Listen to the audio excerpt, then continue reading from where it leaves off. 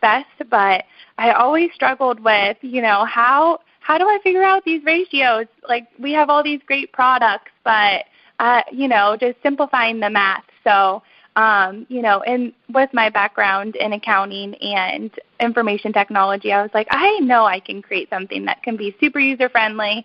So we're the first to offer that. So I think that's really helpful as well. Oh, I do too. And for a lot of people, I never realized how many people were math challenged until I started making cookbooks for dogs and, talking to people and doing consultations and saying, okay, well, we need 10% of this. And frankly, that's why I ended up writing the cookbooks because I don't cook with, measuring 2 ounces of this and 4 ounces of that. I'm one of those throw everything in the pot and have fun with it. But I realize that a lot of people don't know anything about cooking. It's a lost art form, or even, just preparing food, whether you're feeding it raw or cooked. And people are really math challenged. And when, if I say to them, feed 2% of your dog's body weight, they kind of go, well, how do I figure that out? And it's really interesting to me that it is a challenge for so many people to be able to figure those things out. And so I love that on your website you do kind of give that information. So there was something a while ago, one of my last really huge orders, I had gotten, I think, some ground turkey with bone in it.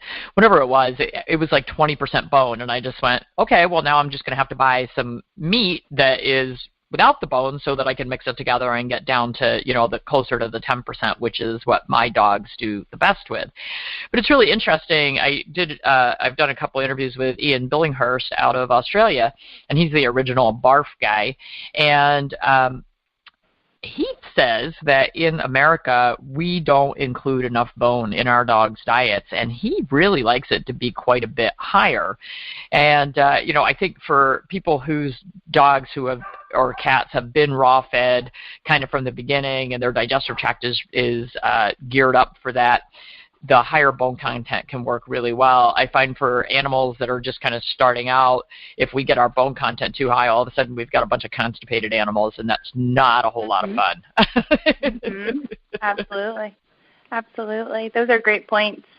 Yeah. And I'm glad you brought that up, too, because that's one thing that we recently did adjust slightly for our chicken and turkey and duck in particular, because those whole birds are naturally higher in bone content.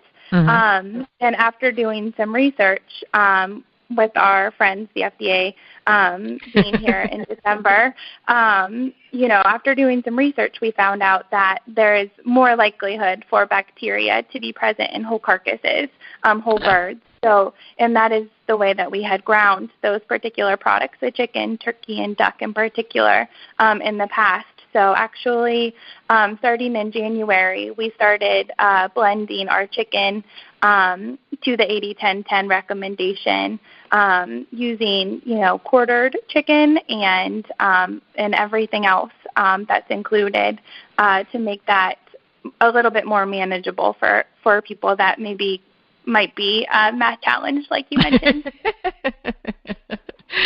Yeah, my dogs are pretty good. I mean, if they get 15% bone in a meal, it's not a big deal for them at this point. So I don't have to be quite as exact. But for people who are just starting out, it is a little trickier. And like I said, I haven't been on your website in the last couple of months. Are you offering any complete diet blends at this point, or is it still individual, like meat, bone, organ, or meat, bone, organ blends? Are you doing any complete diets at all yet? We are not. No. Okay. Any plans in the works for that? At this time, we will probably stick towards the supplemental feeding only. Yeah, and I think there's a need for that, frankly. And I'm kind of just as happy to hear you say that you're going to stick with what you're doing, because you do it very well. I think that people need to be able to get the individual ingredients, because it can be really, really hard to find those. When I send people to the grocery store, I never know what they're going to come back with, and it's kind of a crapshoot. And finding hearts, finding livers, finding well-sourced animals that have been humanely raised that are, you're going to get a cleaner meat, very, very difficult to do, particularly going to the grocery store, because as we know, the USDA allows some pretty contaminated meats to go into the grocery store. I think that what you guys are producing is actually a cleaner meat. Thank you. So where do you guys get your guinea pigs? Is there somebody, so you guys raise rabbits. Does somebody else raise guinea pigs for you? Or we get those from California, actually. Yeah. Really? Yeah, those come from Lane Labs, and they're wonderful.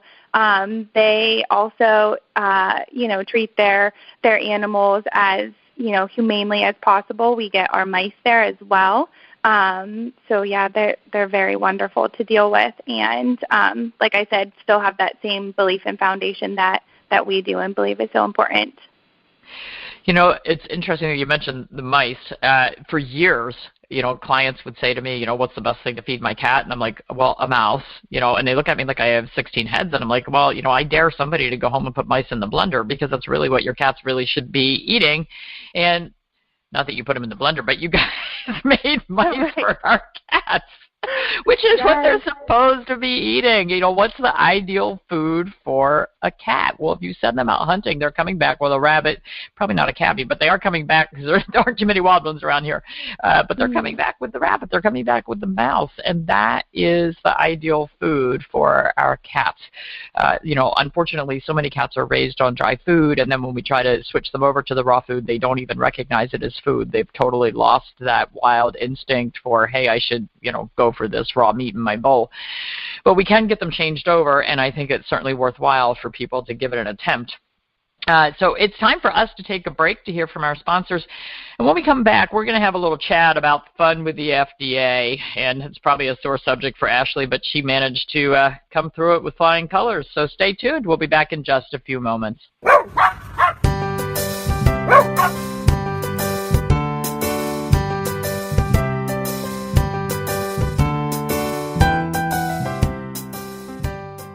Interested in learning more? Visit Dr. Morgan's website at www.drjudymorgan.com, where you'll find detailed information about her blogs, a schedule of her upcoming speaking engagements, free information about integrative and holistic medicine, as well as an interactive forum where anyone can ask Dr. Morgan a question completely for free. Visit her website today to join the mailing list, where you'll find exclusive information and promotions only available to those select subscribers. Dr. Morgan is an accomplished author, having published several books about veterinary medicine and home cooking for your pets.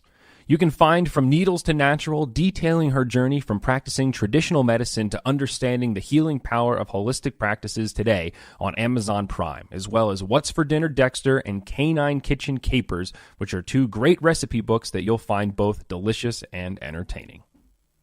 When it comes to our pets' health, you can never be too careful. We invest significant time in ensuring that they have long and happy lives, but it's important to invest the same dedication into our own longevity. The key active ingredient in Dr. Morgan's wellness formula, pure New Zealand deer antler velvet, is now available as a standalone human-grade product. Life Deer Antler Velvet is a whole food supplement rich in calcium and collagen to support healthy joints and strong bones. Our products prioritize purity, ethical harvesting, and quality sourcing above all else. Visit lifepurerecovery.com to learn more and order your first bottle today.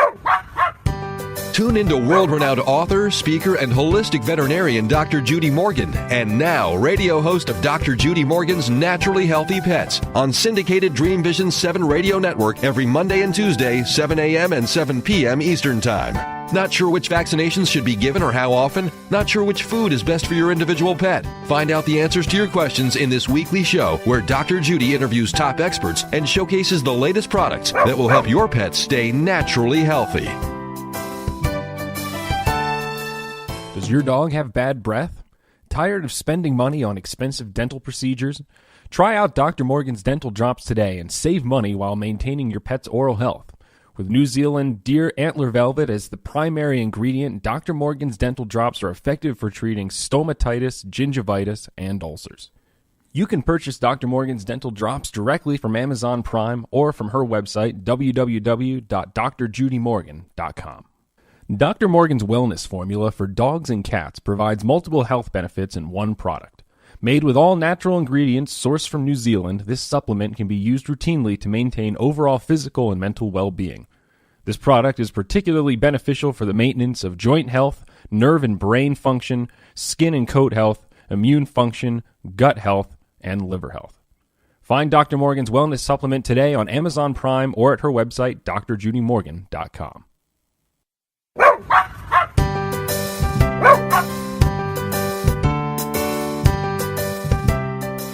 Welcome back to Dr. Judy Morgan's Naturally Healthy Pets on DreamVision7Radio.com.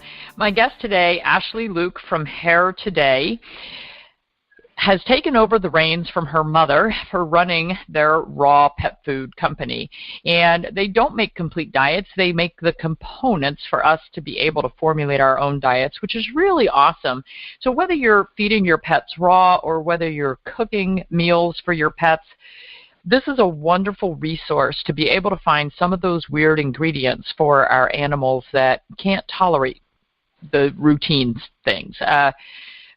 We've got an awful lot of dogs and cats out there that are having food intolerances to chicken, to beef, some of them to pork, and they're just not tolerating some of the more common meat sources and protein sources. So it's really nice to have somewhere to go get humanely raised and very clean meat for our pets, and certainly the organ meats.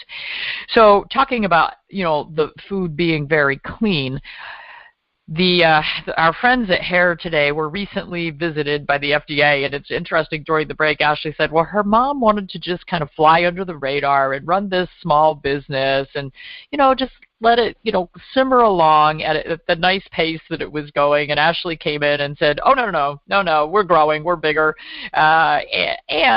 Once you get on the radar, and we had this discussion at the last AFCO meeting, there were some smaller raw food companies represented there, and they were just like, no, we're going to hide in the back of the room. Nobody mention our name. We don't want them to even know we're here. We're going to be a fly on the wall, because once they find you, they can be a royal pain in the patoot.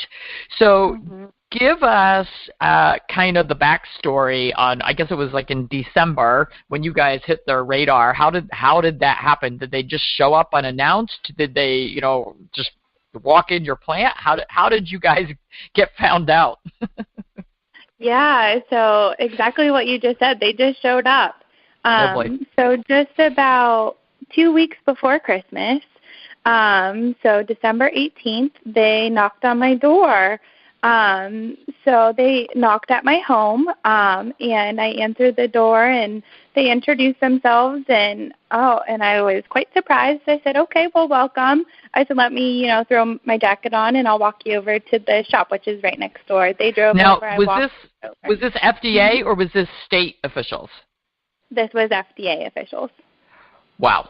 Okay. Yeah. Okay. So we're used to seeing the PA Department of Agriculture. They're wonderful. They come out every year. And so we're used to seeing them frequently.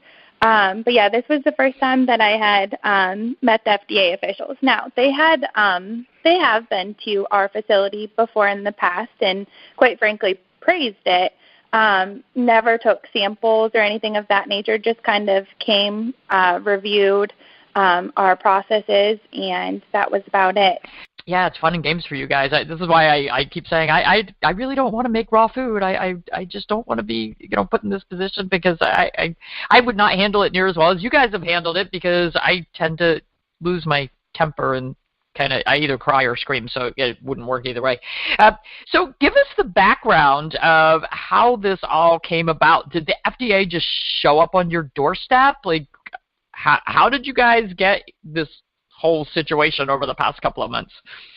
Yeah, exactly. They did just that. So about 2 weeks before Christmas, December 18th, they showed up at my door, and I welcomed them in. So they actually knocked at my home residence, and so I invited them over to our facility, which was right next door, of course. So they drove over, I walked over, and we started their inspection. So with their inspection, they just, was crossing their T's and dotting their I's, making sure we had all of our standard operating procedures in place. They mentioned that they would be back on Thursday, so that they actually showed up on a Tuesday. And so this was a course of